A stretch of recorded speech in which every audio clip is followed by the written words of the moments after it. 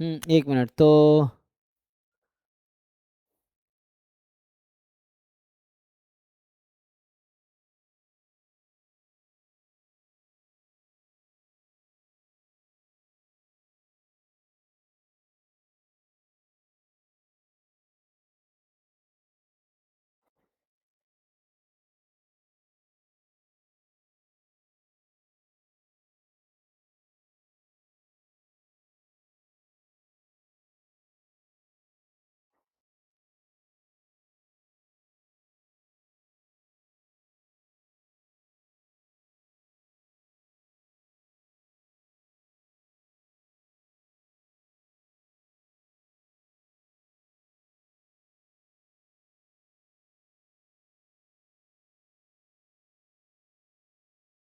कहाँ भेजा आपने? मेरे पास तो आया नहीं। ग्रुप में भेजा है क्या आपने? अच्छा। हाँ सर। हाँ, क्या डाउट है इसमें? सर उसमें आंसर की में कह रहा है ऑप्शन बी सी डी सही है, बट ए भी तो ट्रू हो रहा है। देखते हैं, रुको। तो इसमें जो आपका क्वेश्चन है f x y, this is given 1/4 1 + CY। Actually ये ना क्वेश्चन एक्स वाई है, टाइपिंग एरर है। ये क्वेश्चन बुक का ही उठाया हुआ है, ठीक है। ये एक्चुअली में क्वेश्चन एक्स वाई है। मतलब मैं बता रहा हूँ, ओरिजिनल क्वेश्चन एक्स वाई है। मतलब जो मुझे याद है, क्योंकि मैंने ऐसे क्वेश्चन कराए हैं। तो उस केस में एक्स वाई इंडिपेंडेंट है, नो। ठीक है ना? हाँ सर, अगर सी की जगह एक्स होता तो बी सी डी सही होता, बट ठीक है ना? इन्होंने सी पहला गलत है। दिया था। दूसरा जो है 1/2 आएगा क्या? यस आ जाएगा। बी सही है, सी। तो ऑप्शन में अभी क्या दे रखा है करेक्ट आंसर उनका? अभी ये दे रखा है बी सी डी सही है। हाँ, तो एक्चुअली उनका गलती है। तो आप चैलेंज करोगे तो मार्क्स टू ऑल होगा इस क्वेश्चन में। हाँ सर। ऐसे हमने स्टैटिस्टिक्स में दो सवाल चैलेंज करने का देखा है। एक में इन्होंने ये किया, आर प्रोग्राम का क्वेश्चन था वो।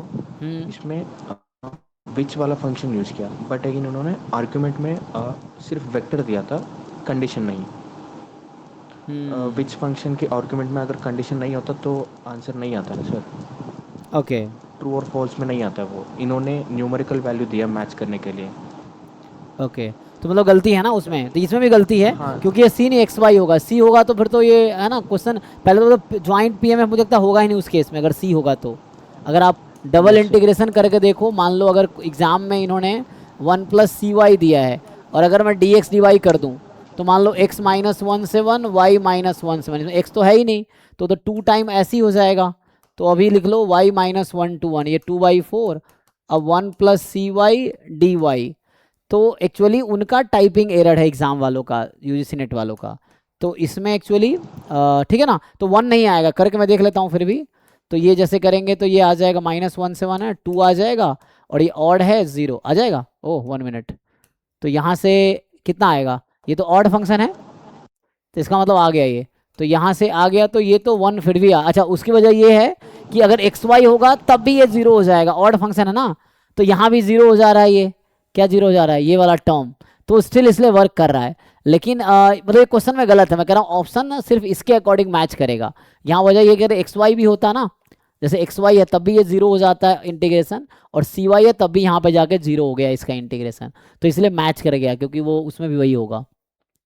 So ultimately the purpose is, ये मतलब अभी तो है, मतलब ये इसके अकॉर्डिंग पीडीएफ है। लेकिन ये क्वेश्चन अगर आप ब्रेक करोगे तो क्या आएगा, अगर आप ऐसा सोचो। तो सी की वैल्यू कैसे निकलेगी? सी की वैल्यू निकाला आपने? हाँ सर, निकाला सर हमने, एग्ज़ाम में तो निकाला। सी की वैल्यू भी इतना ही आ रहा है, जैसे सी 1 आएगा या ही नहीं ना, 2 आ सी रहा है कैसे तो आएगा? हाँ, इसको इंटीग्रेट करेंगे ना सर हम। हाँ वो निगेट तो मैंने किया, मैं निगेटिव तो किया हूँ मैं। इंटी तो 1 आ गया सर ना, तो सी तो ऐसे ही यहाँ पे गायब हो तो, गया। हाँ सर। तो सी तो आएगा ही नहीं ना।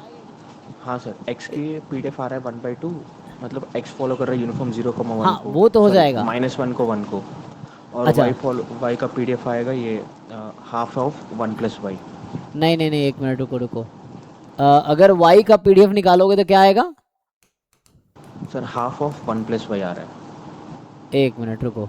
हम लोग इसको इंटीग्रेट करेंगे 1/4। 1 + CY को इंटीग्रेट कर लेते हैं हम लोग एक्स के रेस्पेक्ट में, यही ना? ये है। तो ये तो कांस्टेंट है एक्स के रेस्पेक्ट में। तो 2/4 1 + CY। अभी मैं उनका क्वेश्चन सही मान के कर रहा हूँ कि मान लो वो सही है। तो पीडीएफ जैसे हाँ 1 सर। आ गया। PDF 1 आ गया, मतलब ज्वाइंट PDF हमने इंटीग्रेट किया 1 आ गया, ठीक है मान लेते हैं। तो ये आ गया 1/2 1 प्लस सी वाई, ऐसा आ गया। तो जी अच्छा सर। दिक्कत ये है, ओके एक्स का मार्जिन निकालोगे क्या आएगा, सो मार्जिन ऑफ एक्स इसको इंटीग्रेट 1/2 आया करेंगे, सर। सो 1/4 1 प्लस सी वाई डी वाई, ये ऑड फंक्शन है 0 हो जाएगा, -1 से 1 तो 1/2 आ गया। तो इसके अकॉर्डिंग अभी आपके पास x है यूनिफॉर्म -1 से 1 है ना, और y का PDF ये है। तो उसमें दिक्कत क्या है, y का PDF आपका आया तो c तो कुछ भी हो सकता है। तो ये मतलब मुझे, क्योंकि मुझे क्वेश्चन मैंने कई बार क्लास में भी कराए हैं, तो like c y y between -1 to 1, तो यहाँ तो एक्स वाई भी इंडिपेंडेंट हो गया। तो अगर मान लो फॉर एग्जांपल अगर क्वेश्चन करेक्ट माना जाता है तो ए भी सही हो जाएगा, है ना। जी सर। और अगर क्वेश्चन गलत है तो फिर BCD सही होगा। तो उन्होंने एक्चुअली मतलब जो एक्चुअली होता क्या है, जैसे मैंने पेपर बनाया लिख के दे दिया, अब आगे टाइप हुआ फिर वो आगे चला गया, वो आगे जिन्होंने देखा वो ध्यान दिया नहीं तो गलत चला गया, या वो जो उनको वापस देखना चाहिए। तो यहाँ एक्स वाई इंडिपेंडेंट, अगर एक्स वाई लिखेंगे ना यहाँ पे x इंटू वाई करोगे, क्वेश्चन में सी वाई है, मैं कह रहा हूँ एक्स वाई लिखें, सी वाई है तो एक्स वाई इंडिपेंडेंट है, तो ऑप्शन ए भी ट्रू हो जाएगा, स्टेटमेंट ए। और अगर एक्स वाई है तो, मतलब यहाँ पे x इंटू वाई लेंगे तो x and y are not independent, तो ये product of x into y इसको नहीं लिख पाएंगे हम, but x square y square independent होगा। ठीक है, तो यही कंक्लूजन है ना। तो अल्टीमेटली दोनों केस में या तो आपके आंसर अपडेट होंगे, आंसर की अपडेट होगा अगर क्वेश्चन सही माना गया तो, और नहीं तो क्वेश्चन गलत हुआ तो आंसर अपडेट होने में ये है कि भाई अगर मान लो वो कहते हैं क्वेश्चन सही है, हम चारों ऑप्शन सही कर देते हैं, सो ABCD, तो ये करेक्ट है आंसर की, ये आ जाएगा अब, यही ना आपके हिसाब सर से। मतलब अगर ऐसा ऑप्शन तो नहीं है तो क्वेश्चन को ड्रॉप करना पड़ेगा उनको। क्यों? ABCD और ट्रू का ऑप्शन नहीं था उसमें। ओके, तो मतलब अल्टीमेटली इनका क्वेश्चन ही गलत ही हो गया फिर तो हाँ मतलब सर। वही कह रहा हूँ, इन द आइदर केस इनको मार्क्स टू ऑल करना पड़ेगा। जी सर। मतलब चाहे वो क्वेश्चन 1 प्लस सी वाई कंसिडर करे जो उन्होंने दे रखा है, तब चारों स्टेटमेंट ट्रू है, लेकिन वो उसमें कोई ऑप्शन है ही नहीं कि चारों ट्रू वाला, तो ऐसे उनका क्वेश्चन गलत हो गया। अगर वो एक्स वाई लेते हैं तो उनका क्वेश्चन ऐसे ही गलत हो गया। तो in the either case they have to drop this question and they will do marks to all, ये है। हाँ सर। तो मतलब इसीलिए पूछ रहा हूँ कि चैलेंज करना सही रहेगा कि नहीं। नहीं नहीं, इसमें चैलेंज कीजिए, ये 100% करेक्ट है, वो एग्री करेंगे। मतलब वो खुद मेनली क्या होगा, आप चैलेंज करेंगे तो आप है ना, जैसे मिल के 10 लोग मिल के जो भी क्वेश्चन मिले उसको वो कर लो, एंड देन आई थिंक जो आप क्लेम सबमिट करोगे वो देखेंगे। तो आप क्लेम लिखना, देर आर टू, जैसे 2 पॉसिबिलिटी बताया मैंने कि मान लो ये सही क्वेश्चन है तो ए ऑप्शन भी सही होगा। अगर दूसरा बताओ कि सी के जगह एक्स एक्चुअली हमने किताब में देखा है, आप ऐसा लिख के दो, तो उसके हिसाब से BCD सही है जो आपने आंसर दिया है। तो अल्टीमेटली दोनों तरफ से प्रॉब्लम है, एक तरफ से प्रॉब्लम आपने ऑप्शन ए नहीं दिया, दूसरी तरफ प्रॉब्लम है कि आपके क्वेश्चन गलत है, मतलब PDF ही गलत है, या तो ऑप्शन गलत है या PDF गलत है, दोनों वे में। तो वो एग्री करेंगे एंड देन पैसे भी रिफंड होगा, और दूसरा आपको मार्क्स टू ऑल होगा सबके लिए। ठीक है, ठीक है, कोई दिक्कत नहीं है। सर अभी के लिए तो 4 क्वेश्चन कुछ गलत दिख रहा है पेपर में, 150 में से 4 क्वेश्चन। ओके, तो ठीक है, उसको चैलेंज कीजिए अगर ऐसा है तो। जी सर। ठीक है, सर इसके हिसाब से अगर कुछ वेरी कर सकते हैं, कट ऑफ में कुछ फ़र्क हो सकता है। इसमें क्या हुआ, कट ऑफ ऊपर ही से आएगा फिर तो, क्योंकि देखो ये तो सबके फायदे की चीज़ है, इसमें आपका कुछ पर्सनल फायदा तो हो नहीं रहा। नहीं सर, इसमें ऐसा 2 क्वेश्चन तो ड्रॉप होंगे सर स्टैट्स के। ओके, बट लेकिन जो पेपर 1 का है, पेपर 1 में तो इन्होंने गलत आंसर दिया है। अच्छा, पेपर 1 में गलत आंसर दिया है। हाँ सर, गलत आंसर को इन्होंने मार्क करके रखा है। ओके, मतलब उन्होंने मार्क्स कर रखा ना। हाँ, यस सर। मतलब आप ये कह रहे हैं कि मान लीजिए फॉर एग्जांपल, आप बताइए एक्सप्लेन क्या गलत आंसर कर रखा है। जैसे